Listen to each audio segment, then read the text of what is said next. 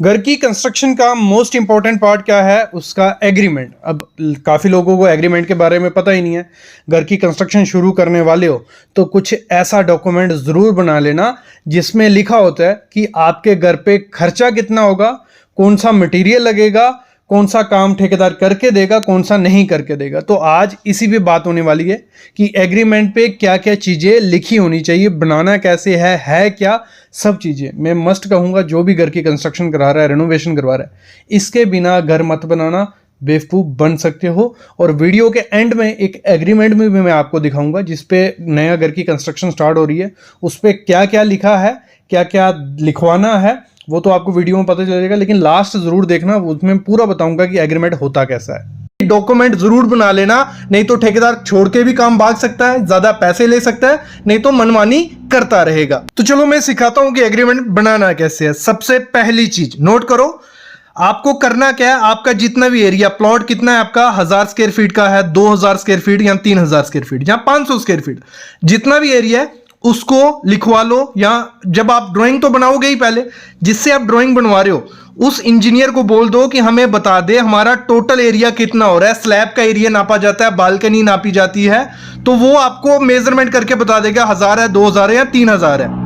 जब ये हो जाता है, आपके पास एरिया आ जाता है कि 1000 स्क्वायर फीट हमारा एरिया बन रहा है, इसको अपने एग्रीमेंट पे लिखवाओ। पहला काम ही यही करना है कि उस पर लिखवाना है कि 1000 स्क्वायर फीट की हमारा एरिया है। फिर आपने कॉन्ट्रैक्टर चूज कर लिया कि ये कॉन्ट्रैक्टर हमारे घर के लिए सही है, सब कुछ सही है इसका कॉन्ट्रैक्टर का, उसको चूज कर लिया और उसको पूछो क्या रेट वो दे रहा है। 1000 में दे रहा है काम, मतलब 1000, उसने आपको रेट दे दिया कि मैं 1300 रुपया लूंगा फुल मटेरियल के साथ। कितना? 1300 रुपया। तो आपको एग्रीमेंट में लिखाना है कि 1000 हमारा एरिया हुआ था, 1300 ये रेट ले रहा है और टोटल 13 लाख रुपया हमारे इस घर को बनने में लगता है। पहला काम ये करना है, पहला काम हर एग्रीमेंट पे ये होगा। इससे क्लियर हो जाएगा कि आपको 13 लाख लगेगा या 15 लाख लगेगा। क्लियर? यहां तक क्लियर हो गया। फिर दूसरी चीज आपको क्या करनी है, जो भी ड्राइंग होगी, आपने ड्राइंग बनवाई होगी, मैं कहूंगा ठेकेदार से कभी भी ड्राइंग मत बनाओ, किसी इंजीनियर से बनाओ, किसी अलग फर्म से बनाओ और ठेकेदार आपका अलग रहेगा, तो आपके घर की कंस्ट्रक्शन सही से होगी। ये चीज है। आपने किसी आर्किटेक्ट से बनवा ली ड्राइंग, उसने आपको स्टील की डिटेल भी दे दी, पूरा कमरों का साइज भी दे दिया, आपको सब कुछ बता दिया, एलिवेशन भी बता दी। फिर उसको आपने एग्रीमेंट पे लिखना है कि ये जो ड्राइंग है इसके हिसाब से हमारा काम होना चाहिए। दूसरा काम ये लिखवाना है आपको। तीसरा चीज क्या करना है, देखो कभी भी हम किसी को काम देते हैं, दो किस्म के ठेकेदार हमारी घर की कंस्ट्रक्शन करते हैं। एक होता है लेबर कॉन्ट्रैक्टर, दूसरा होता है मटेरियल कॉन्ट्रैक्टर।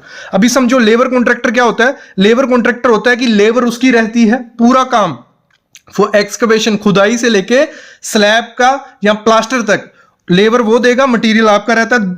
और दूसरा ठेकेदार होता है विद मटेरियल वाला, जिसमें मटेरियल भी उसका, लेबर भी उसकी। तो आपको चूज कर लेना है कि कौन सा कॉन्ट्रैक्टर कर रहे हो। और तीसरी चीज एग्रीमेंट पे क्या लिखवानी है कि अगर लेबर कॉन्ट्रैक्टर आप कर रहे हो तो उसको देखो वो क्या करके देगा, एक्सकवेशन, खुदाई से लेके प्लास्टर तक करके देगा या स्लैब डाल के देगा, क्योंकि लेबर उसकी रहने वाली है, मटेरियल सब उसका रहने वाला है। होता क्या है इसमें, आप एग्रीमेंट पे नहीं लिखते हो और मिस्त्री क्या करता है, आपसे लेबर कॉन्ट्रैक्ट पे काम ले लेता है। उसने एग्जांपल ले लो 210 रुपए पर स्क्वायर फीट के हिसाब से आपसे काम ले लिया।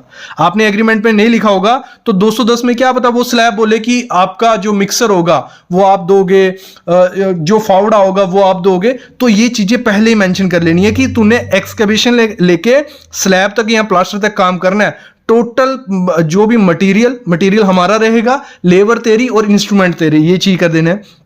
फिर 210 में करके क्या देगा, सेप्टिक टैंक नहीं करके देगा तो उसको लिखवा लो कि ये नहीं करके दूंगा। पैरापिट करके देगा कि नहीं करके देगा, ये लिखवा लो। सीडी करके देगा, नहीं करके देगा, ये लिखवा लो। माउंटी करके देगा, नहीं करके देगा, या बाउंड्री वॉल। ये 4-5 चीजें होती हैं जो उस रेट में, लेबर रेट में नहीं होती हैं। तो ये आपको पहले उससे पूछ लेना है या लिखवा लेना है एग्रीमेंट पे। देखो अगली चीज होती है जब आप विद मटेरियल देते हो, मेन काम उसमें हो जाता है, क्योंकि लेबर जो कॉन्ट्रैक्टर का एग्रीमेंट होता है वो छोटा सा होता है। लेकिन विद मटेरियल में आपको बहुत ध्यान देना पड़ेगा, क्योंकि उसमें मटेरियल यूज करने वाला है। ठेकेदार आपसे काम ले लेगा 1200-1300 स्क्वायर फीट में, वो पैसे कहां से पूरे करेगा, क्योंकि लो रेट में वो काम अगर ले लेते हैं फिर पैसे पूरे करते हैं मटेरियल अच्छी क्वालिटी का यूज नहीं करके। तो वो मैं आपको एग्रीमेंट में बताऊंगा कैसे आपको लिखवाना है। वो कभी आपसे धोखाधड़ी नहीं कर पाएगा। सब कॉन्ट्रैक्टर नहीं करते हैं, कुछ करते हैं, लेकिन कुछ से भी हमें बचना पड़ेगा। देखो जब मटेरियल कॉन्ट्रैक्टर को आपको काम देना है, पहले तो लिखवा लेनी है टोटल मटेरियल और लेबर उसकी रहेगी। फिर उससे लिखवाना है क्या क्या करके देगा, क्योंकि गेट नहीं करके देते हैं वो, बाउंड्री वॉल कभी कभी नहीं होती, सेफ्टी टैंक नहीं होता है, वाटर टैंक नहीं होता है, तो ये चीजें पहले उसको पूछ लेनी है कि इस रेट में आपको करके क्या देगा, वो लिखवा लेना। अगली चीज शुरू होती है स्पेसिफिकेशन, जो मटेरियल आपको यूज होने वाला है। सबसे पहली चीज है ईंट जो हमारी यूज होगी, उसमें आपको उसको पूछना है कि लाल ईंट यूज करने वाला है, फ्लाई ऐश या डबल एसी ब्लॉक, इन तीनों में से एक ऑप्शन आपको लिखवा लेना है कि हम लाल ईंट यूज करने वाले हैं। लाल ईंट में 3 ग्रेड आते हैं, ए बी सी। उसको पूछ लेना है कि ए क्वालिटी की तो नहीं यूज करेगा, लेकिन एटलीस्ट बी क्वालिटी की ब्रिक होनी चाहिए, अच्छी क्वालिटी की। अगर नहीं हुई तो आप उसको बाद में बोल सकते हो। और चेक कैसे करनी है क्वालिटी कैसी ब्रिक की, वो वीडियोस बनाई हुई है, वो देख लेना। और फिर आपको लिखवाना है कि जो 9 इंच की दीवार होगी आपकी, ठीक है, घर में 9 इंच की दीवार होगी, उसमें जो मोटार बनाएगा, वो जो मसाला बनाएगा, वो 1:5 का होना चाहिए या 1:4, जो भी है। 1:5 क्या हो गया, 1 में सीमेंट और 5 में सैंड, तो इस तरीके का मसाला बना के लगाएगा। और 4 इंच की दीवार जब करेगा 1:4 का मसाला आपको बनाना है, नहीं तो वो 1:6 का बना रहे हैं, 1:5 का आपको कोई पता नहीं, क्योंकि आपने एग्रीमेंट पे लिखा ही नहीं है। जो उनका मन करेगा वो बनाएगा, जहां वो पैसे बचा लेते हैं, ठीक है। तो आपको ये लिखाना है 9 इंच की में 1:5, 4 इंच की 1:4, ठीक है। और आपको बता देना है कि जब ब्रिक करोगे पहले ब्रिक को भिगो लेना। ये तो चलो एग्रीमेंट में इतनी चीजें नहीं लिखते हैं, लेकिन ये रेशियो आप जरूर लिखवा लेना। अगली चीज होती है सीमेंट, जो हमारा लगाने वाला है सीमेंट, उसको लिखवाना आपने। वो आपको सिरा क्या लिख के दे देते हैं, ब्रांड लिख के दे देते हैं, अल्ट्राटेक, एसीसी, बड़े बड़े ब्रांड आप देखते हो, आप हाँ कर देते हो कि हाँ ठीक है अच्छा लिखा है इसने, लेकिन उधर लिखना है कि पीपीसी सीमेंट रहेगा या ओपीसी सीमेंट। पीपीसी सीमेंट बहुत अच्छा रहता है प्लास्टर के लिए, और अच्छी घर के लिए अच्छा है पीपीसी सीमेंट, तो पीपीसी लिखवाना है। ओपीसी में 3 ग्रेड आते हैं, 43, 53 या 33, तो वो चीज आपको लिखवा लेनी है। मैं कहूंगा पीपीसी सीमेंट लगाओ या ओपीसी 43 लगाओ, भले वो अल्ट्राटेक का है, एसीसी है या अंबुजा है, जो तीनों अच्छे हैं, इनमें से कोई भी लगता है करवा लो। और साथ ही साथ जब वो सीमेंट लेके आए, या उसको एग्रीमेंट पे लिखवा लो कि हमें नया 3 महीने ज्यादा पुराना सीमेंट नहीं होना चाहिए, 3 महीने नया सीमेंट होगा, वो अच्छी स्ट्रेंथ होती है, जितना पुराना सीमेंट होता जाता है वो खराब होता जाता है। स्टील, फिर जब स्टील लिखवाना है आपको, 2 किस्म के स्टील होते हैं, प्राइमरी सेकेंडरी, ऐसी कुछ बात मेंशन नहीं है ना एस कोड पे ना कहीं पे है, लेकिन प्राइमरी स्टील में उसको बोलता हूं जो टाटा हो गया, जिंदल हो गया, विजैक हो गया, सेल हो गया। ये क्या होता है, आयरन ओर से बनते हैं, और कुछ बनते हैं स्क्रैप से, जो पुराना सरिया होता है उसको पिघलाया जाता है, उसका सरिया बनता है, वो हो गए कामधेनु हो गए। ये आपको आइडिया कैसे लगेगा, मार्केट में जो टाटा का रेट है या जिंदल का रेट है, उससे अगर 10-15 रुपए कम में मिल रहा है, लगभग वो किससे बना हुआ है, सेकेंडरी स्टील है, वो बना हुआ है किससे, हमारे जो स्क्रैप होता है। तो आप उसको पहले बता सकते हो कि कौन सा सरिया यूज करने वाले हो। अगर सेकेंडरी स्टील रहेगा तो थोड़ा रेट आप वो कर सकते हो आगे पीछे। अगर आपने एग्रीमेंट किया ही नहीं है तो वो कामधेनु लगा देगा, तो क्या आपको कोई बोल नहीं सकोगे, तब तो आपको लिखवा लेना है कि टाटा, जिंदल या कोई भी यूज करने वाला है।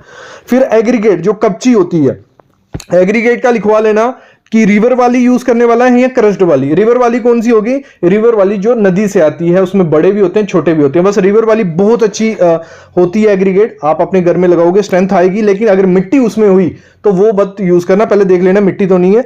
बाकी जिस एरिया में नहीं मिलती है रिवर वाली, वहां आती है क्रश, जो क्रशर से बनती है, उसमें क्या देखना है आपको, क्यूबिकल यूज करने हैं। जो एग्रीगेट का दाना होता है ना, वो एलोंगेटेड, फ्लेकी और एलोंगेटेड नहीं होने चाहिए। फ्लेकी क्या पतले से होते हैं, लंबे से होते हैं, वो वाले अच्छे नहीं होते हैं। गोल गोल जो रहेंगे, गोल नहीं रहेंगे, क्यूबिकल रहेंगे, वो यूज करोगे, उसमें स्ट्रेंथ बहुत अच्छी आती है। तो ये चीज आपको बता देना है उसको कि एग्रीगेट ये होना चाहिए। सैंड, नदी की सैंड यूज करनी है या एम सैंड। नदी की सैंड में मिट्टी नहीं होगी तो सबसे अच्छी है।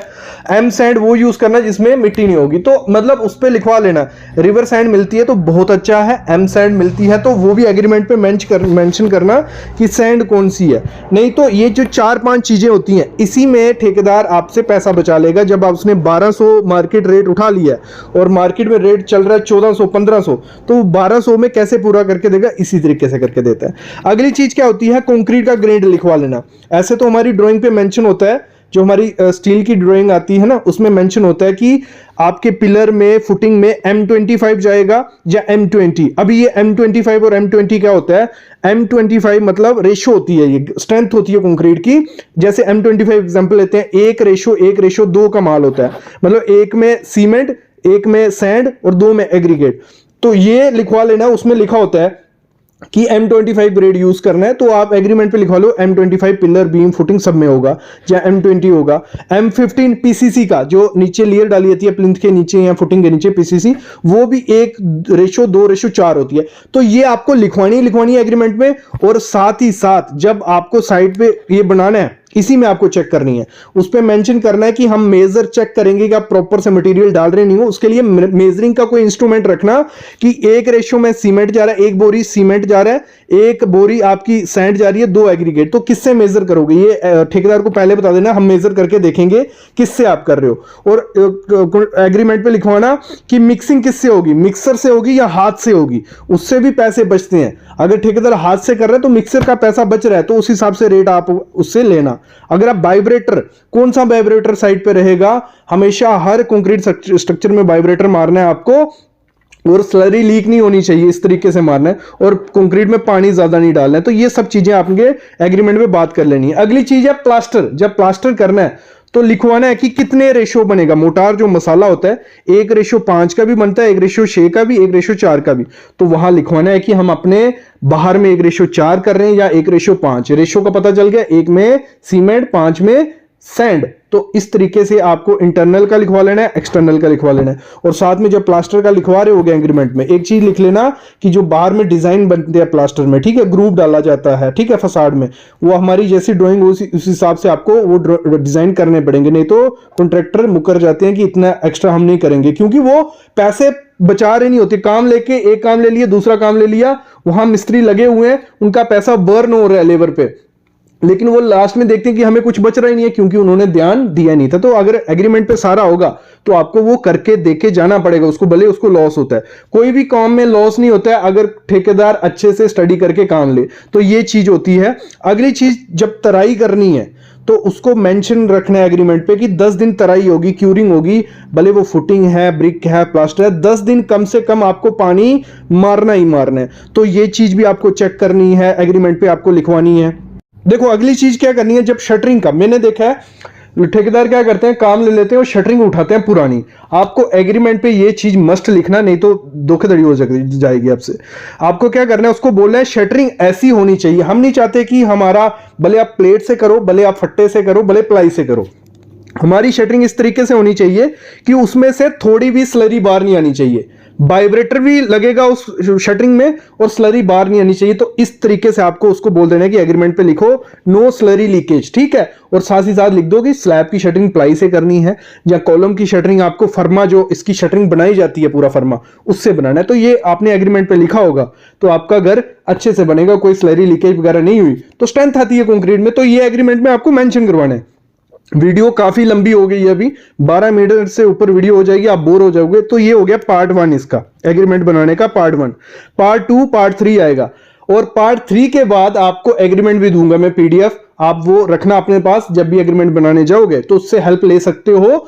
बाकी ये वीडियो देखो, आप खुद से इतना अच्छा एग्रीमेंट बना लोगे, कोई भी ठेकेदार आपको बेवकूफ नहीं बना पाएगा। और ठेकेदार वैसे इतना बेवकूफ बनाते नहीं है, कुछ होते हैं लिमिटेड जिनको आइडिया नहीं है और पैसे बचाने के चक्कर में हो जाता है। देखो एग्रीमेंट कुछ ऐसा होगा, म्यूचुअल एग्रीमेंट जिसपे लिखा रहेगा। मेन चीज कुछ नहीं करनी है, मेन चीज उस पर हमारा पहले तो स्पेसिफिकेशन और एस्टिमेट होना चाहिए कि उस रेट में, जो भी रेट में आगे लास्ट में है वो इसमें लिखा हुआ है। आप रेट पहले भी लिख सकते हो, लास्ट में भी लिख सकते हो। लास्ट में लिखा हुआ है कि पेमेंट करनी कैसे है, कितना खर्चा आएगा, वो नीचे लिखा हुआ है। पहले देखो वो इस रेट में हमें ड्राइंग बना के देगा, 2D की ड्राइंग रहेगी, स्ट्रक्चर की, प्लम्बिंग की, इलेक्ट्रिकल सारी ड्राइंग दे रहा है। जो रेट वो किया हुआ है हमारे साथ ड्राइंग देगा। दूसरी चीज़ उसने लिखा हुआ है कि एफ्लोरेंस, जो वाइट आपने देखा होगा दीवारों पे, उसको सही करके देगा, ठीक है। सिविल कंस्ट्रक्शन जो भी रहेगी, घर की हाइट 10 फुट रखेगा। मतलब इसमें सारी चीज़ें आ गई कि कौन सी ईंट यूज़ करेगा। जैसे मैंने शुरू में आपको बताया कि क्या क्या लिखा होना चाहिए, सब कुछ इस एग्रीमेंट पे आपको दिख रहा होगा। सारी चीज़ें, मतलब हर एक चीज़ जो भी बिल्डिंग हाउस कंस्ट्रक्शन में शुरू से एंड तक होती है, उसमें आपकी ईंट होगी, मटेरियल हो गया, सब कुछ उसने लिखा हुआ है कि जो 4 इंच की दीवार होगी वो अंदर होगी, बाहर होगी, ये क्या है, क्या PCC कैसे करनी है, ये सब चीज़ें इस एग्रीमेंट पे आपको लिखाना है। मतलब जो काम आपके घर में होने वाला है वो हर एक चीज़ एग्रीमेंट पे होनी चाहिए। जैसे यहाँ लिखा हुआ है उसने, जो भी कॉलम, प्लम्बिंग, कंड्यूट पाइप, जहाँ जहाँ जॉइंट हो गए जैसे होते हैं वहाँ पे चिकन मैश लगानी होती है प्लास्टर से, नहीं तो क्रैक आ जाते हैं। वाटर प्रूफिंग करेगा कौन सी कंपनी का मटेरियल वो भी लिखा हुआ है, कितने कोट मारेगा वो भी लिखा हुआ है, डीपीसी के कितने कोट करेगा वो भी लिखा हुआ है, टेरेस पे वाटर प्रूफिंग करेगा, पैरापिट की आपको 2 इंच बाहर 2 फुट का मार्बल टॉप लगा के देगा, एटीटी करेगा, जो आपकी फ्लोरिंग की टाइल होगी देखो वो भी लिखवानी है आपको, बेडरूम में कौन सी लगानी है, कितने में कितने का पीस, कितने रुपए पर स्क्वायर फीट, मतलब हर चीज़ अगर लिखी रहेगी ना, आपका और ठेकेदार का झगड़ा होने के चांसेस नहीं रहते, सही से काम होता है। बस आपको ध्यान देना है, उसने लिखा हुआ है कि वो इस रेट में ये करके देगा, बस आपको देखते रहना है टाइम टू टाइम कि वो दे रहा है कि नहीं दे रहा है। इसको पॉज करके देख लो कि गीज़र पॉइंट वो हर एक जगह देगा, डिश पॉइंट ये सब चीज़ें देगा, मतलब हर एक चीज़ इस पे लिखी हुई है। जैसे तार कौन सी यूज़ करेगा, फायर रिटर्डेंट, कॉपर वायर, हैवेल्स या पॉलीगैप की, स्विचेस कौन से यूज़ करेगा वो भी लिखे हुए हैं। मतलब हर चीज़ आपको लिखवा लेनी है, तब इजी काम होता है और बेचिंत होकर आप काम करवा सकते हो। नेत में होता क्या, ठेकेदार बोल देता है जी जी जी हो जाएगा 1200 में सब देंगे सब देंगे, जब काम करने की बारी होती है उसको पड़ता है घाटा, फिर नहीं वो सुनता है। तो ये चीज़ें देखनी होती है, ये सारी चीज़ें। वीडियो को पॉज करो, देख लो इस एग्रीमेंट में क्या क्या लिखा है। आप खुद भी वर्ड पे जाके, एक्सेल पे जाके बना सकते हो, नहीं तो आपको चाहिए हमारी वेबसाइट पे मैंने अपलोड किया हुआ है, वहाँ आप देख सकते हो, डिस्क्रिप्शन में वेबसाइट का लिंक रहेगा। रेलिंग यहाँ लिखी हुई है, कौन कौन सी रेलिंग वो आपको देगा। फिर यह आती है रेट की बात, जैसे मैंने कहा रेट लिखना है, ये मोस्ट इंपॉर्टेंट चीज़ होती है। यहाँ आपको क्या देखते हैं, ये देखो ये लिखा हुआ है कि स्लैब का एरिया है 921 स्क्वायर फुट, ठीक है। ग्राउंड फ्लोर का एरिया कितना है 454, ठीक है। तो दोनों को प्लस कर लेना है और उसने रेट जो फाइनलाइज किया है, देखो एरिया हमारा हुआ टोटल कितना हुआ, एरिया हुआ 1375 स्क्वायर फीट, कितना 1375 स्क्वायर फीट की हमारी स्लैब है, मतलब पूरा एरिया, इसको नाप के बिल बनेगा। तो 1600 उसने रेट किया, कितना 1600 में बढ़िया अच्छा दे रहा है, कोई दिक्कत नहीं है। पूरा जो हमने पीछे देखा इतना तो होना चाहिए। तो कुछ 22 लाख रुपया बनता है, कितना 22 लाख रुपए में वो आपको घर रेडी करके दे रहा है, कितना 1375 स्क्वायर फीट का 22 लाख रुपए में। और वो मटेरियल क्या क्या देगा वो हमने पीछे देख लिया। फिर उसको पैसे कैसे देने हैं, पैसों के लिए देखो उसने लिखा है 20% वो एडवांस लेगा, फिर डीपीसी लेवल तक 20% और ले लेगा, किसका 22 लाख का। 20% स्लैब होने के बाद फिर फर्स्ट स्लैब, वुडन वर्क के बाद 10%, ऐसे ऐसे करके पैसे देने हैं। तो आराम से काम होता है। और फिर नीचे नोट लिख देना है कि क्या क्या काम वो करके देगा, क्या नहीं, और कब अगर जैसे मेंटेनेंस आती है कितने महीने तक वो मेंटेनेंस फ्री करके देगा। ये बेसिक चीज़ होती है, हर चीज़ अपने एग्रीमेंट पे लिखवा लेनी है। तो मेरे ख्याल में आइडिया लग गया होगा कि एग्रीमेंट बनाना कैसे। अगर फिर भी नहीं पता चलता है तो डिस्क्रिप्शन में मेरा व्हाट्सएप नंबर है, आप मैसेज करो कि हमें कंसल्टेशन लेनी है। कंसल्टेशन में होगा क्या, आपकी जो भी क्वेरीज होंगी, डाउट होंगे, वो क्लियर कर देंगे हमें एक कॉल पे। जितनी भी लंबी कॉल होगी, जो भी डाउट्स होंगे सब क्लियर कर देंगे, सिर्फ 500 रुपये में। तो बाकी आप कमेंट करो, यहीं सॉल्व हो जाएगा। अभी मैं लेता हूँ अलविदा। Thank you guys.